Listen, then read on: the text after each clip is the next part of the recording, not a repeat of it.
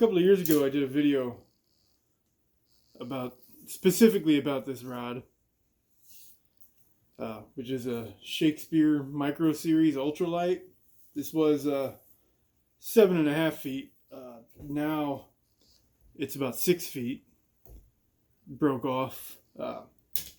I've been using it for a couple of years now, I think, and the last time I used it, I got snagged in a tree and was trying to get the line free, and when the line popped free, the rod snapped back over and hit a pole that was next to me and just snapped off. So while it was a fine rod that I used for a long time, I think the 7.5 foot was just a little too much for the ultralight like it was. So 6.5 to 7 feet was much better than the 7.5 foot. Actually, I think I had broken it early on, so it wasn't a 7.5. It was down to like a 7 footer. But it's broken now. I could still use it. I think I could just add another tip on there and it should be all right. But I went out and got this. Same rod, basically. Shakespeare micro series. But instead of the ultralight, this is just light. And it's also a 7 footer. So I have used one of these before. And I actually like these better. That's why I went ahead and bought one of these. They're the same price. They're like $20 on Amazon. You can check the link in the description. And yeah, I'm gonna get this reel spooled up with some new line. Get out there and try it out.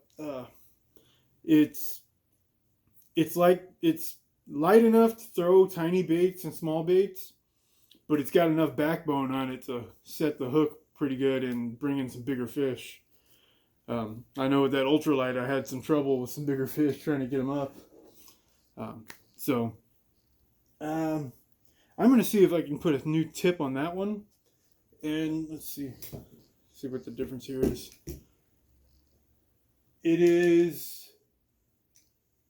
It's about a 6.5 now, because the light is a 7 footer and the ultralight is broken, and it's about 6.5 now, which is not too bad.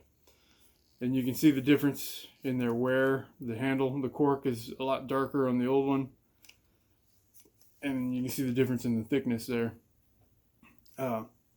So I'm going to get a new tip on this one, on the ultralight, and spool up the light.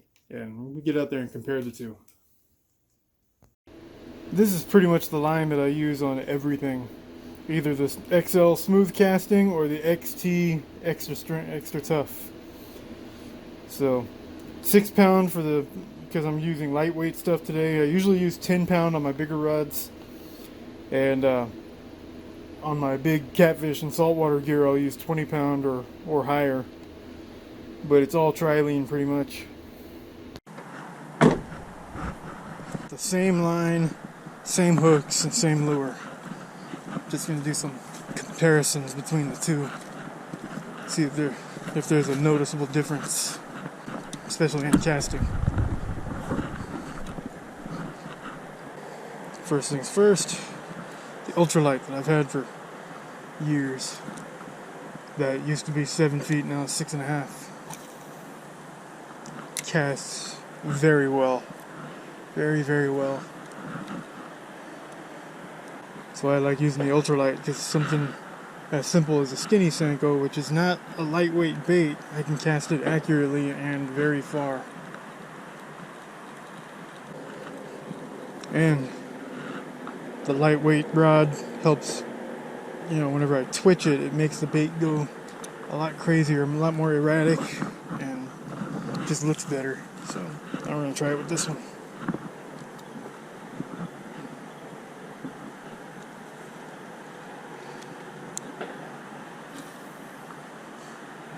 Casts almost exactly the same.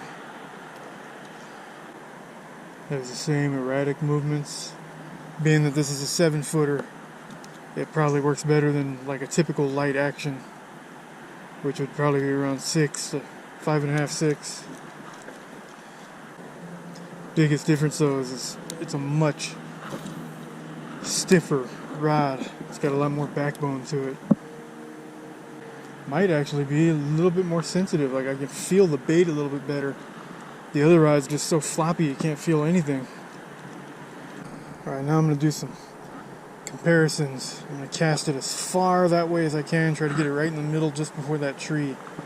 Accuracy and distance. And just see what happens. Oh, no. That tree's a lot farther than I thought it was. Let me try that again. That was just a bad cast. I'm going to cast it under that bridge as far under there as I can. Okay, there we go. That's right, probably right under the middle of that bridge. And now I'm going to try the ultralight. See if I can see how far that one will go.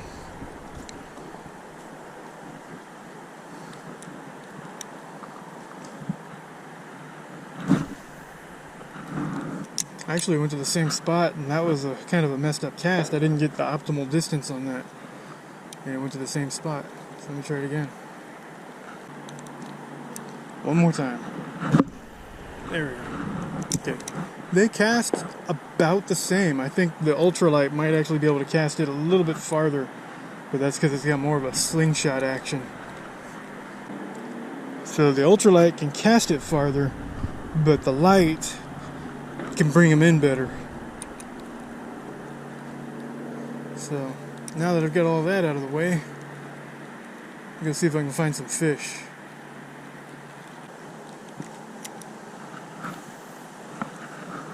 Yep. Oh. Cool. That one I didn't feel it right away. I saw the line being taken out. That's how I knew I had a bite. See if the light rod will do the same thing, if I can even get the bite on there again.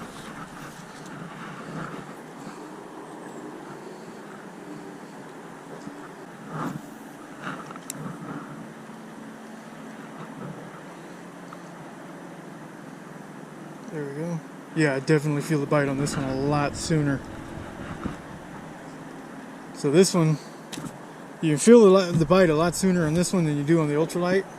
And you've got more backbone to set the hook with. But the other one you can cast it a little bit farther, maybe a little bit more accurately.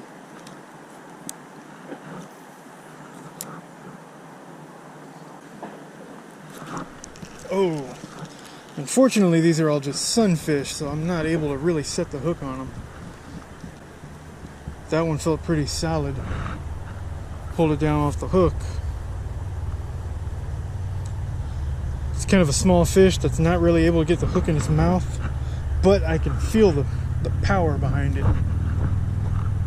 So it's one of the good things about green sunfish is that they're powerful for their size. Let me see if I can get one to bite where I can pull on it some with the ultralight.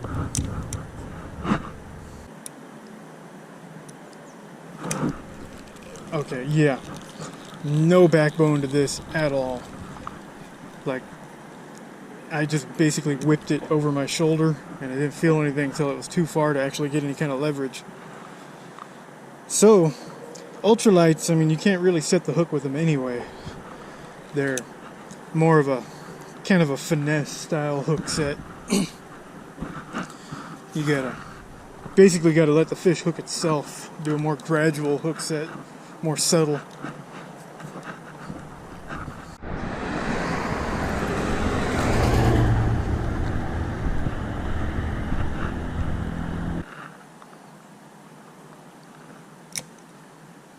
Oh, got one as soon as it hit the water.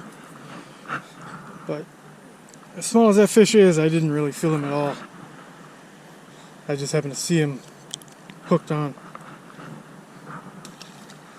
So, there you go. Got one on the ultralight. Honestly, you'd think it'd be more a little sensitive. Honestly, you'd think it would be a little more sensitive, but it's really not. I'm going to throw this out there, see if there's another one in that same area that'll grab it. Yep. There we go. Back-to-back casts. Oh, he slipped off. That was actually a much smaller fish than that first one, but I felt it a lot sooner. So I got one fish on each rod so far. See, being able to feel the fish biting is much more important than being able to see it. Like, I can see it fine. I can see the line. The line's pretty visible on the ultralight. Well, they both have the same line. The line's pretty visible on the water, so I can see when something's pulling on it. But every time you cast, you don't always cast into a spot where you can see it. So being able to feel it is much more important. And being able to tell the difference between a fish biting and a snag or something is pretty important too. So I think that's where the light rod comes in. And it's just, well, I guess it's a preference. It's not like a fact that it's better. But I prefer the light over the ultralight, even though I've been using the ultralight for a long time. But I have had one of these before. I just broke it in half and switched over to the ultralight. So they are pretty close, pretty comparable, but there's just something better about the light over the ultralight, like the backbone and everything. I think I got a little fish here. Let's see if he's hooked on. He's not. He wasn't even on the hook. I brought him all the way up to the bank, and he was just holding onto the tail.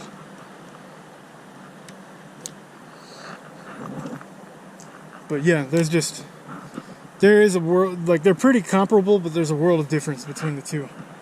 And if you're someone who likes to do hard hook sets, then the light might be a better option for you. If you're throwing smaller baits and you're using and trying to do harder hook sets, then go with the light over the ultralight. They are about the same price. I think I just bought this light for about $21 on Amazon, somewhere around there, 20 to $25. And the ultralight, I think, was about the same. Seems like you might be able to get the ultralight cheaper if you went with a shorter one, though, like a 5'6" or something. But check out the link in the description and see for yourself. There we go. Ooh. That one got hooked pretty ugly. He's hooked like he's bait now.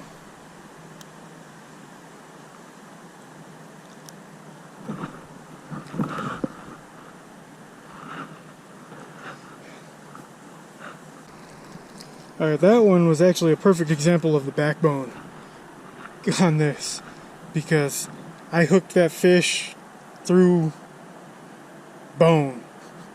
He didn't have it in his mouth, I just hooked him through the bone. So yeah, I don't think the ultralight would have been able to put this hook through that fish the way this one did. Let's move down and see if I can find some real fish. I mean, I'm getting a lot of bites here, but it's just, this spot is just nothing but sunfish. Most of this creek is nothing but sunfish, but there's a couple of spots that might hold some bass.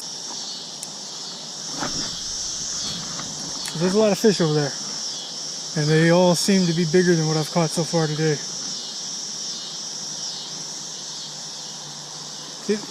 There we go.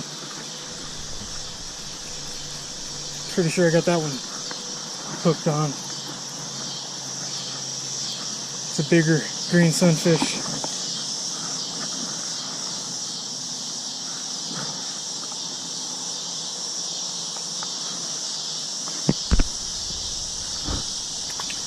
A lot bigger than everything else I've caught so far.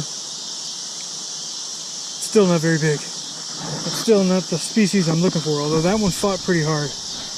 Pretty good. Right over there up against those roots. Trying to draw a bass out. I think the sunfish are going to be hanging out in the middle and the bass will be up under the roots. So,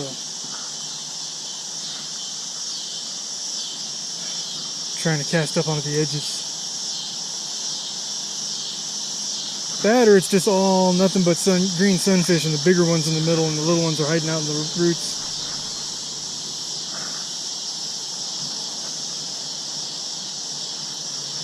There we go. Wait a minute, that's a bass. There we go.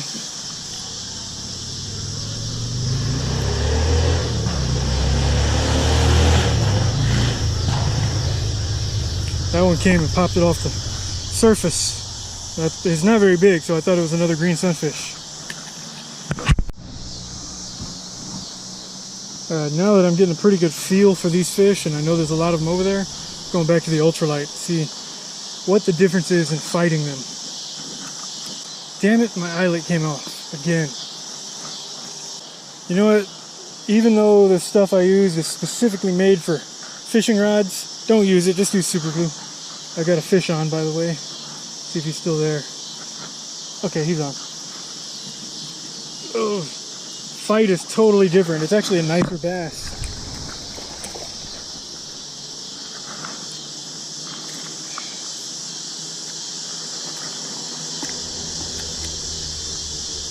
Swallowed it because I was messing around with the eyelet.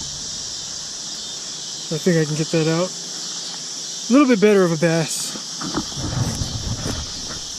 The fight is much more intense on the ultralight, which is honestly the whole reason you would go with an ultralight. Other than, you know, throwing tiny baits.